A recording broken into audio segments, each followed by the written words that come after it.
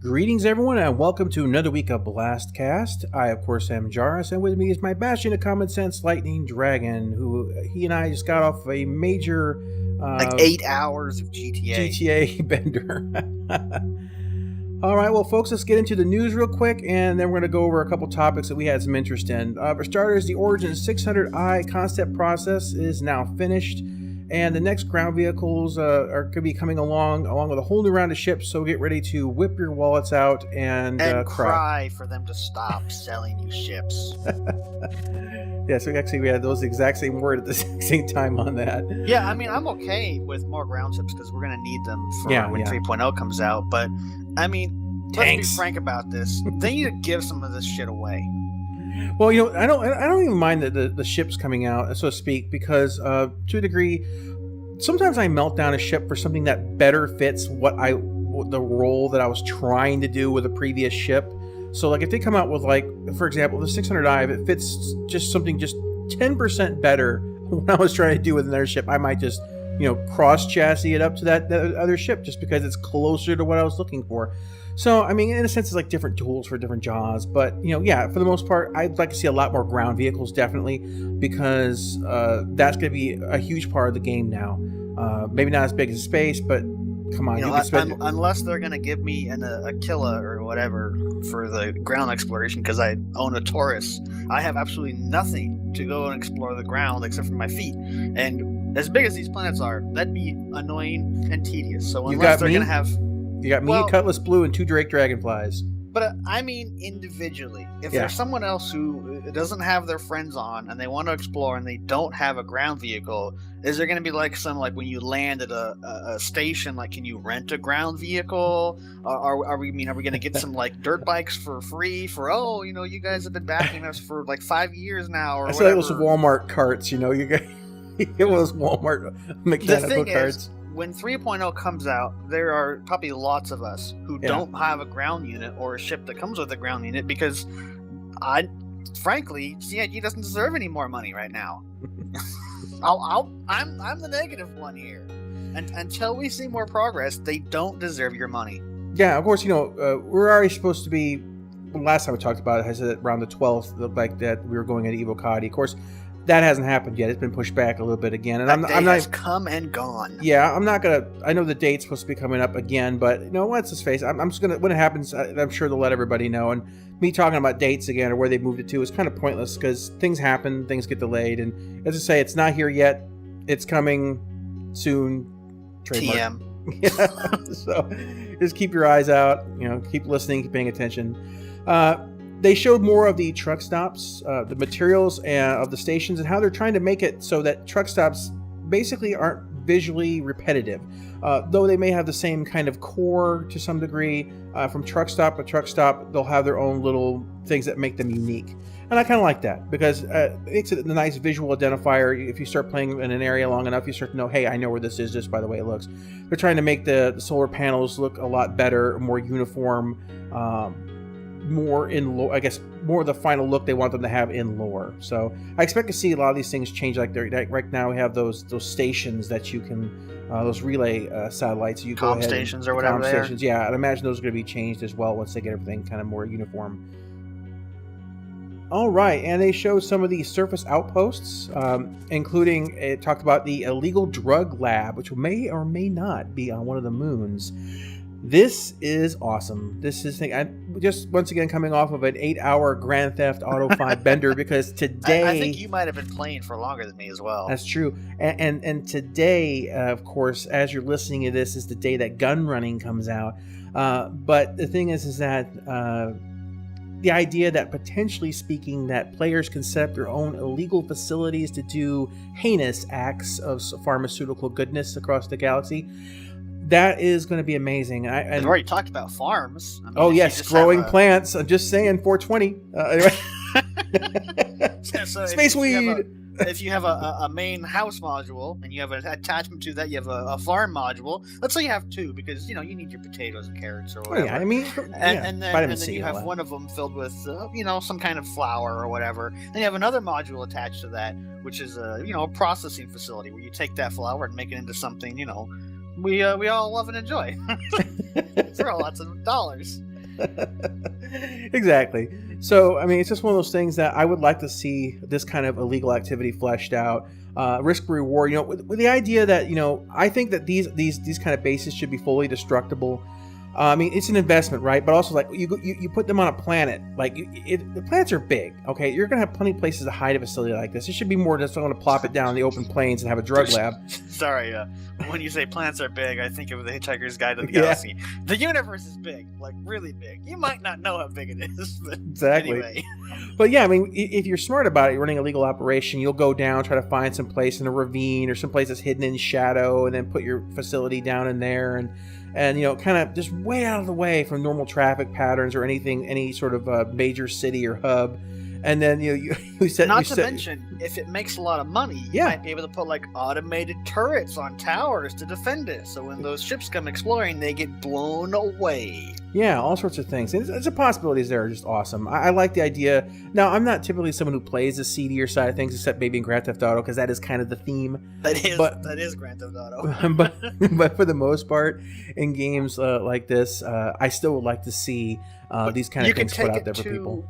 To the other side, though, maybe you're making medical supplies. Yeah, there you go. Not just drugs or whatever. So you could be making, like it's for medicinal purposes, herbal medicine or something, and then you convert that into real medicine, and then you could have like the entire supply chain, on this planet. And as you get more money, you can supply or expand, grow more stuff. Maybe you can hire NPCs to harvest or make the medicine. I mean. It's an interesting kind of little tidbit. I mean, maybe it's gonna be nothing. Maybe it's just a place to like go and be like, haha, there's smugglers here, and you can shoot them, and it's a mission. I mean, it may be as simple as that. But if it's not, and we get things like GTA style, where you can have like running businesses, as like the motorcycle club stuff they added. I mean, that's what Star Citizen needs. We need more jobs people can do. Hey, I will take drug running over Mixmaster any day of the week. Tell you what.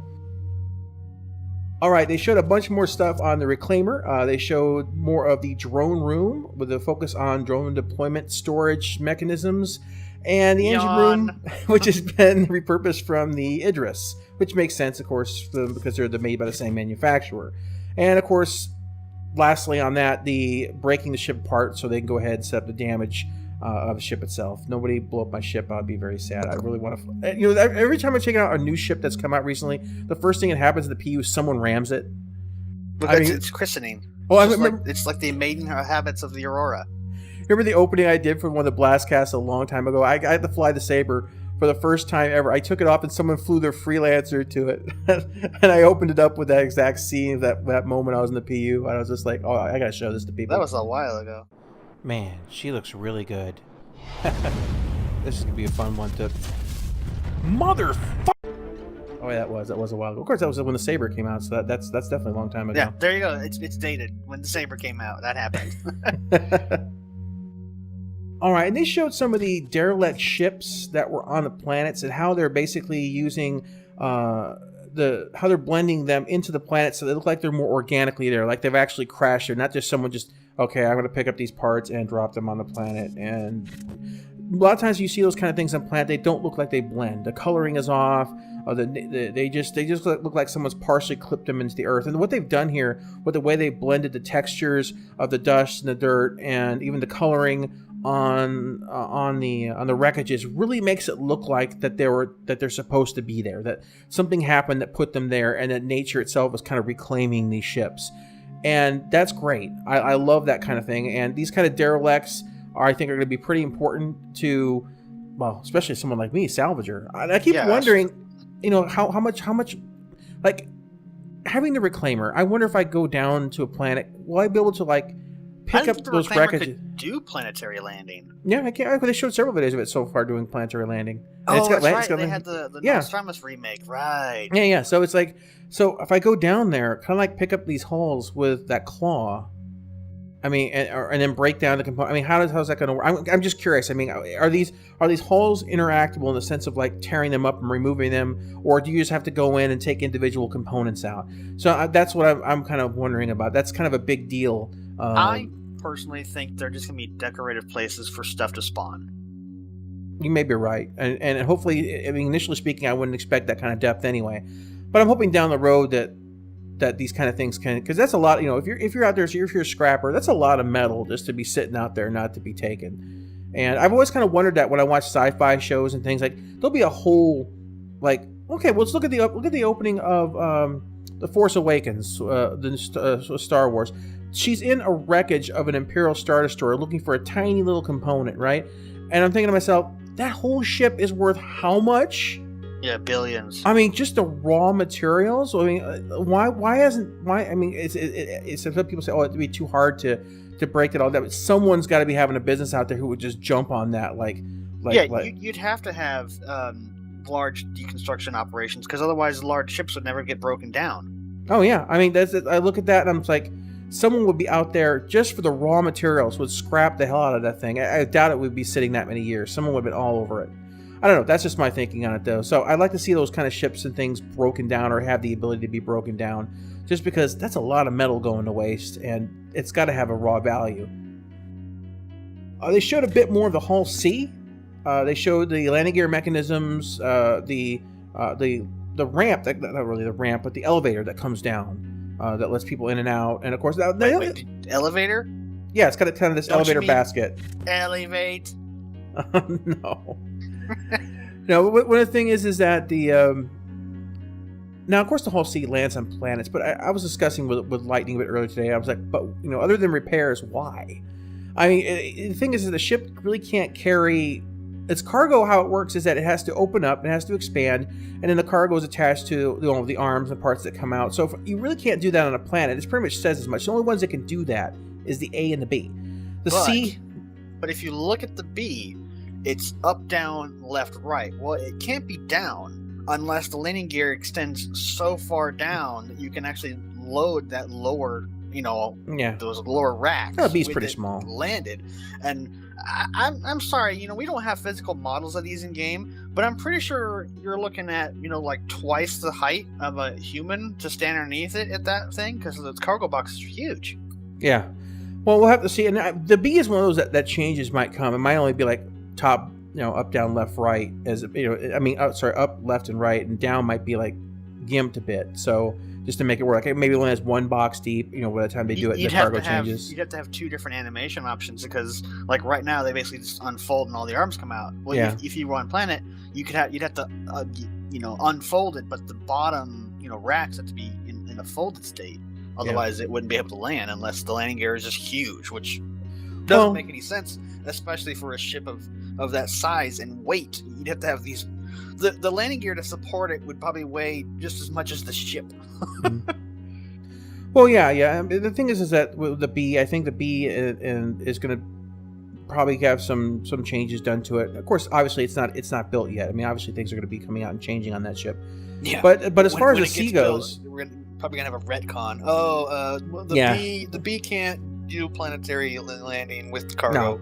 No, they'll make sure that it lands with the cargo. They just may carry less cargo. The C, though, other than landing for repairs or maybe getting out and maybe making a deal with somebody to go pick something out somewhere else. Talk to the dealer. Yeah, exactly. I physically go down and talk to Joe Schmo to go then pick up cargo somewhere else. For the most part, there's very little reasons for the C to ever enter an atmosphere, just because its primary function can't operate within the atmosphere. You can't, and so because of that reason, I think it's interesting, and I like that all this detail is put in. But I don't think that ship is for me. Is going to be. I mean, what do you use it for? Exploration? Not really. I wish I could draw, because I'm thinking right now of a Hull class redesign. Instead of this fancy unfolding stuff, the centerpiece is just a big hollow Event Horizon. Not Event Horizon. What was the ship where people all went crazy? I think the name of the movie was Event Horizon. You know what I'm talking about? Yeah, Event Horizon. Yeah, but I can't remember the name of that ship. But that ship, it had a big, huge, long. I thought it was the Event Horizon. It could have been just called the Event Horizon. Yeah, that's probably what the name of the ship was. Well, I'll find a picture for you so you can put it up here so people can know what I'm talking about. But that ship, it had like living section in the front, and it had this big, huge, long, massive corridor that was mostly empty, but it was still structural because it had to connect the drive section. And I believe the reason why they had that drive section was like a nuclear power drive section. So they were keeping it separated as far away from the I guess from the front part of the ship, and it was also made to detonate, to separate. Yeah, it was like a lot of safety concerns and stuff. But I'm thinking of like some kind of walkway like that, which a lot of World War II bombers had, by the way, when you had to walk through the bomb bay. And then you have like the cargo bays, kind of like how the Caterpillar are. So you'd have like maybe ramps that come down. But you'd also have like those folding arms on the sides and the top. Because then the hull C is always going to be long or whatever, but you could always have some internal cargo, so you could land on the planet, pick up a small amount of cargo. But if you really wanted to haul things, those arms would come up, and then you could just stack cargo all around it. I'm fairly certain that the sea would have some small amount of cargo. I mean, I guess in a sense you can look for landing for personal resupplies. But I mean, leave them land for personal resupplies. But as I said, it's one of those things that I just don't see. I don't see myself doing any. If it comes to planets, even if I manage to go down to a planet and with the Hull C, or need to go down to a planet to talk to somebody about a mission with the Hull C, I would be more willing to take another ship or hire a small shuttle. I think I just leave it up there. Yeah, because it'd be probably expensive because the fuel requirements or whatever. Yeah. I don't know. It's just weird. The more I think about the Hull class line, I mean, they don't make any sense in a spacefaring society. Why would you have this complicated mechanic of the ship, coming together and folding apart? That's just more things that can break or wear out. You just have them fixed, you just have actual physical racks that are just, welded to the hull, they're reinforced or whatever, and you just load on the cargo where, mag locks or whatever onto it, because it doesn't make sense to have all these fancy things. It only makes sense from a gameplay, like video game stance. Like, wait, are we in a video game? Yeah. Well, that kind of reminds me of those kaleidoscoping lightsabers that kids play with, And it's kind of and about as stable. I think if something hits that thing, the whole thing would just kind of crinkle over like one of those. But I don't know. We'll see how it comes out. And of course, this change was showed. The Gladius has had its cockpit revamped, and this has caused a major firestorm on the forums. They basically moved the screens to the left and to the right, and made them larger, and put the radar to the left. Though I'm sure you could move that around to the right if you want to, or whatever. And left this opening gap in the center where you could see the Gatling gun firing out from the nose. Now this does cause it is a pretty bright effect, and that, I don't think that's a really good thing, because the last thing you want to do is blind your pilot. But the people are complaining that basically the Gladius is one of those ships, and I tend to agree with this in a lot of respects. The Gladius had a damn good cockpit. It was readable. It was usable. It was frankly, it was probably one of the best cockpits in the game. The last one needed a redesign.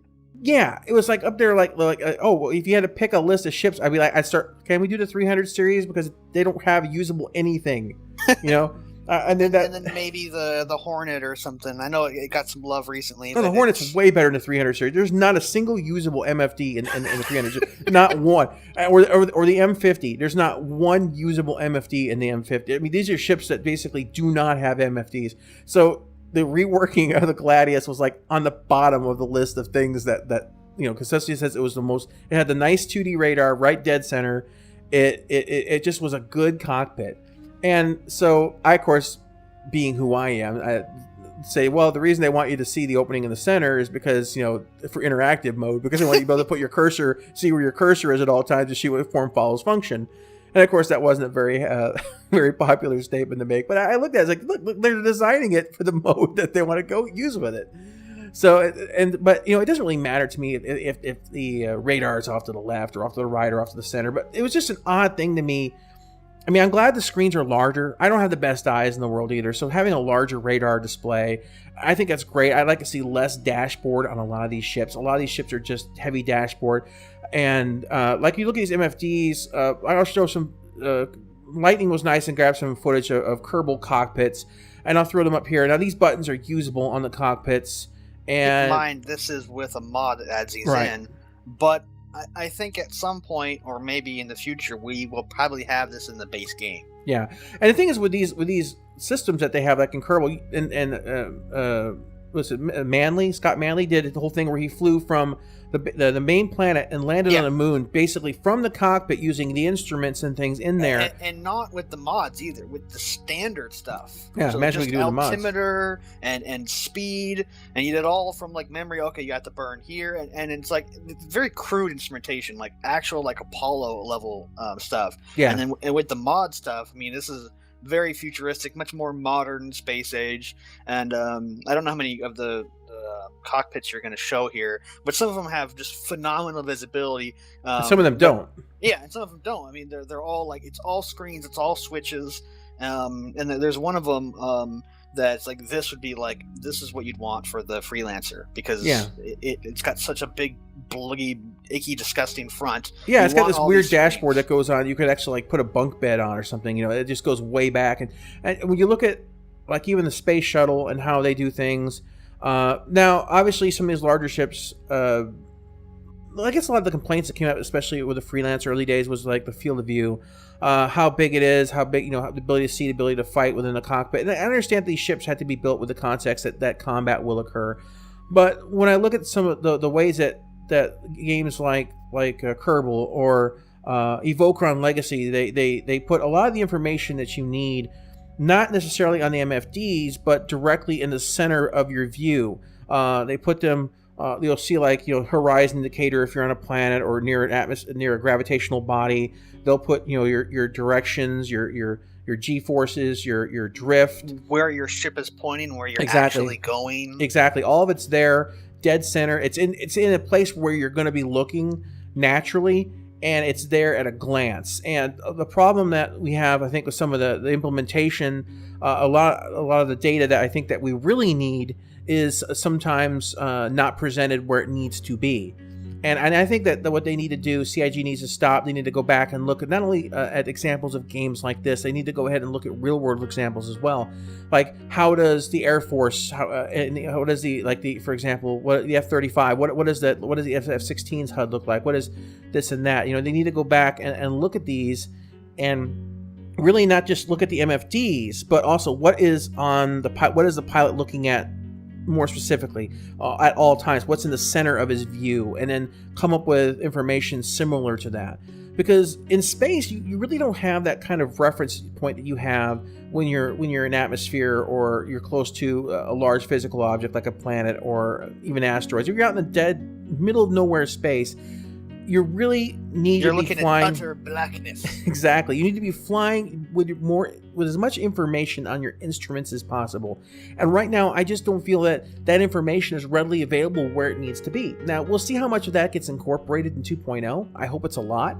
Now, some of these can get cluttersome. I understand that. Well, but like any good game, you should have the option to turn them on and off. Let me just interrupt for just a second here. No, go ahead. Here's an idea. Let's take the freelancer for an example again. So the freelancer has this dashboard that just goes on for days. If they had something where you had these, the screens were on like a laptop screen, kind of where they can fold back or go forward or whatever, and you had these like big huge MFDs or whatever. Let's say you have like 2 screens in front of you per person or whatever. Then you had like a radar in the middle that you could kind of glance at. So it'd be off to your right or left, depending on where you're flying from. And you get to the point where you're like, okay, well, I don't really need to see out the front. So you can push a button on the keyboard or something, and those screens come up and obscure a lot of the glass visibility, but you get a lot more instrument presentation. So you can okay, well, I'm in this location, this is my direction of travel and my relative position to the nearest orbital body, and then you'd have all the information in front of you, and then it makes sense that you have this huge dashboard, because those screens would fold back in a way to give you a visual if you were landing on a planet or you were landing on a station where you kind of have to see a reference point, okay, I'm too far to the left, and you can see that visually. That'd be an interesting mechanic they could do for the larger ships. Now, it may be a little gimmicky, and I don't know how people feel about that, but that's just off the top of my head. What you're saying is form follows function, and since we've already developed a form, we need to come up with a function for it now. So yeah, It's kind of bass backwards, but that's what you get when you get artist-driven design. Unfortunately, it shows as more time goes on. Well, so you're talking about the dash of the freelancer. You said the Starfarer is a whole nother game. That thing is, and you can play pool on that. That's just huge. I don't think that's an exaggeration. I think it's bigger than a pool table on the surface.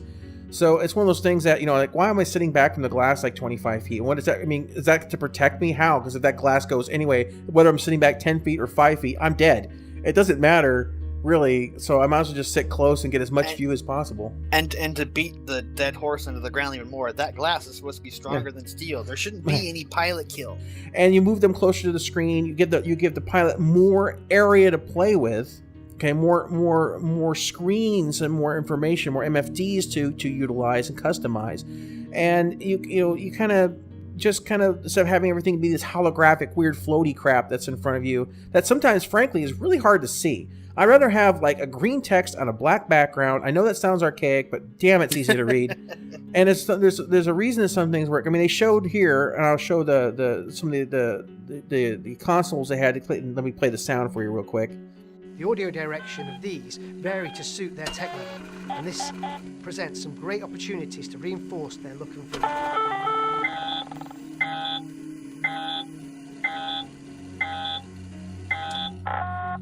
Preparation has begun. And basically, that's very retro.